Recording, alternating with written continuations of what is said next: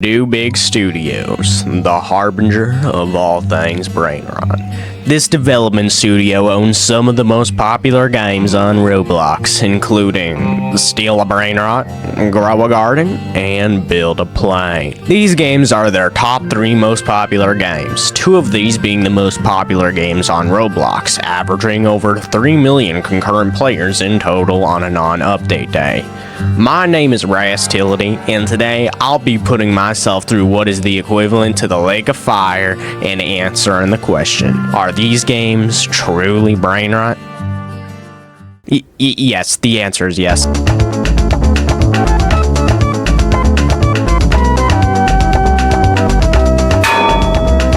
Oh, you're so done for! This is mine! Help me! Yes!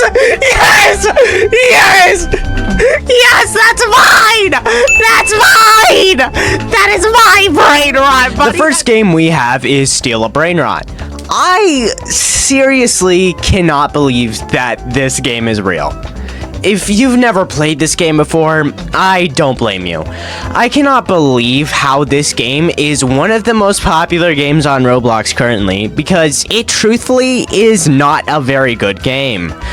So, if you need an explanation for this game is basically just purchasing Italian Brainrots. If you don't know what an Italian Brainrot is, they are AI-generated objects with humanoid properties or even animals fused with fruits. For example, this Italian Brainrot here being a green monkey inside of a banana peel, and this Italian Brainrot is a shark with shoes. So, back to summarizing the game, the only thing this game has to offer is Italian Brainrots randomly spawning on a conveyor, and you have to buy them with your cash. Once you have bought them, and they're inside your base, you passively make income from them. Now, you may be asking, why is this game called, quote, Steal a Brainrot then? Well, because you have to lock your base every 60 seconds so people can get in. If you leave your base unlocked, people can go in there and steal your Italian Brainrots. But even if they leave their base unlocked, once you steal an Italian Brainrot, they can just come at you with a weapon and attack you to get their Italian Brainrot back. So, because of this, it's virtually impossible to steal stuff from people, because they just come charging at you the second you steal their Italian Brainrot. They also have traps and tools in this game, which lets you trap people for a small price. But, because of this, literally everyone just leaves. If you trap someone, they leave the game because they can't stop you from stealing their Italian Brainrot. If you pay Robux to unlock their base, they just leave because they weren't on guard. Pretty much, if you do anything in this game, people will just leave. And it's a 1 in 1 million chance that you actually get an Italian Brainrot that does something good. Now, explanations aside, this game is just not good. How is this one of the most popular games on Roblox? I know fun is subjective and all, and I guess some people can have fun in even the worst of games, but that still doesn't change the fact that this is a bad game compared to a lot of other games on Roblox. This game is littered with microtransactions, is overall visually unappealing, and is also just even based off of an actual meme. Trippi troppi, troppa trippa. Tre topi trotterellano, tra tromboni tritati. Tung tung tung tung tung tung tung tung tung sahur. Anomali mengerikan. So, how does this appeal to 1.3 million people at once? That I cannot answer the question to. I'm lying, it's bots. Alright, we're back, playing some Grow a Garden. You know how it is. How valuable is this? I guess we'll see. How much is this worth? Alright, so, oh, he left immediately because I stole from that dude's garden. You don't mind if I steal more, right? No, we'll move, yo. Alright. Next up, we have Grow a Garden, which is Do Big Studios' most popular and successful game, and also the most popular game on Roblox. Basically, what you do in this game is grow a garden. Unbelievable, right? However, this isn't any normal garden. This is some sort of magic garden which allows plants to grow miles high in the air. Some of the gardens people have in this game actually just look like forests because the developers decided to give plants the chance of special mutations and different variants. Here on screen, you can see this goofy looking disco fruit that one of my friends gave to me for no reason. And that's about it for the gameplay. All you do is just sit back and buy seeds from a seed dealer, plant them, and also buy boosters for your plants. You can also buy pets, which apparently do something. I'm not quite sure from the amount of time I've played, but they haven't done anything useful for me. You can also casually steal people's fruits for a measly 37 Robux, and this game also has overpowered RNG crates that you can buy for Robux. Again, I get fun is subjective, but what is fun about this?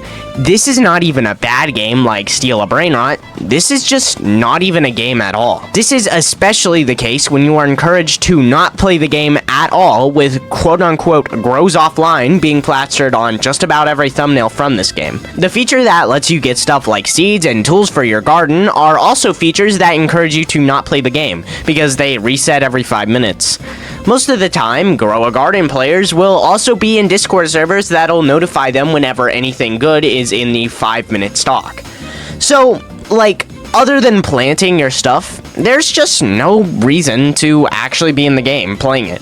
So, how does this game have over 1 million players online at all times? This time, I can say safely that it's most definitely bots. There's definitely real people playing this game, but a good chunk of the 1 million players it always has playing are bots. Even though this game is more popular, it's genuinely harder to commentate over and make an interesting video on than even Steal a Brainrot, because there's no real content to this quote-unquote game. Now, to answer the question, is this game Brainrot? I wouldn't say exactly. Calling this game Brainrot just because it's a popular game would be wrong, but I really think that this game does have quite a few elements that could be considered quote-unquote Brainrot. There's many points where there's no actual gameplay, but they make players feel good and accomplished because they've done quote-unquote hard work to quote-unquote progress. Truthfully, I'd say that it's more of the community that's actually brainrotted rather than the actual game itself. But is this quote-unquote game good?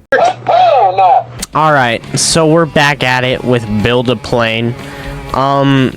Truthfully, I've played this game before. There's not really much you can do in this game. So yeah, I guess we'll be, flying this plane then.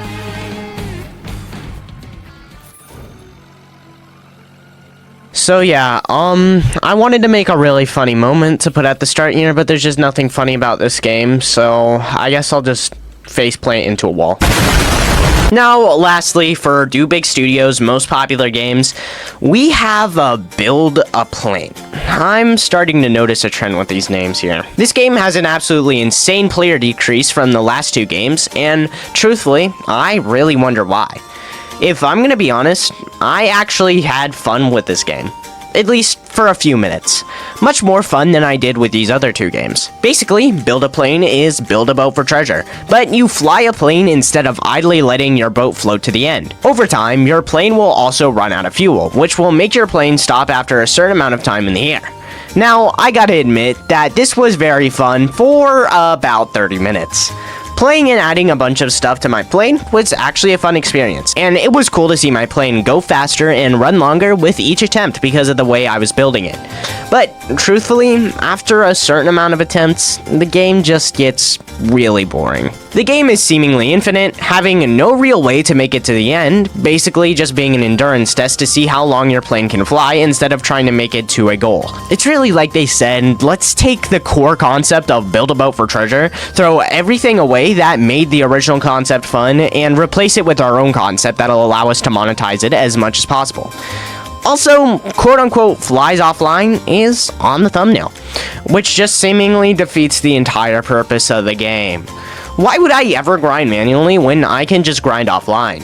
there's also just no way to build fun machines and stuff like you can in Build a Boat, which again is one of the things that makes Build a Boat fun and replayable. Build a Boat for Treasure is miles more fun.